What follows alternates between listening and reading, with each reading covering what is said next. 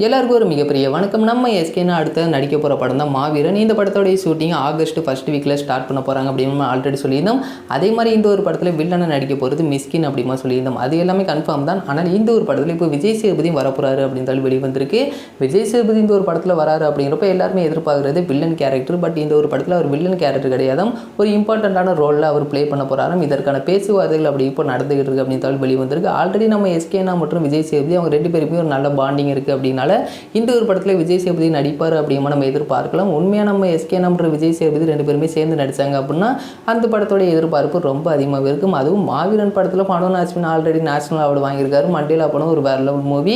இந்த ஒரு படத்தில் கியாரா அட்வானி ஹீரோனே நடிக்கிறாங்களா இல்லையா அப்படி மாதிரி ஒரு குழப்பம் இருக்குது. பட் ஜூலை 31 கன்ஃபார்ம் ஆயிரும் அப்படின்னால இப்போ விஜய் சேதுபதி இந்த ஒரு படத்தில் வராரு அப்படிங்கிறப்ப இதோட எதிர்பார்ப்பு உண்மையாகவே வேற லெவலில் அதிகமாகும். இந்த ஒரு படத்தில் விஜய் சேதுபதி நடிக்கிறாரா இல்லையா அப்படிங்கிற நம்ம கூடிய ஒரு போஸ்டர் மூலமா எதிர்பார்க்கலாம். அந்த ஒரு போஸ்டர் எப்போ ரிலீஸ் பண்ண போகிறாங்க அப்படிங்கிறத வெயிட் பண்ணி பார்த்து தெரிஞ்சு இந்த படத்தோட ஷூட்டிங்கை ஸ்டார்ட் பண்ணுறதுக்கு முன்னாடி இதோடைய அஃபீஷியல் அனௌன்ஸ்மெண்ட்டை வெளியிடறதுக்கான வாய்ப்புகள் அதிகமாக இருக்குது. அதை எப்போ ரிலீஸ் பண்ணுறாங்க அப்படிங்கிறத வெயிட் பண்ணி பார்த்து தெரிஞ்சுக்கலாம். நம்ம எஸ்கே மற்றும் விஜய் சேதுபதி ரெண்டு பேருமே சேர்ந்து நடிக்கிறது நீங்கள் என்ன நினைக்கிறீங்க அப்படின்னு கீழே கமெண்ட் பண்ணுங்கள்.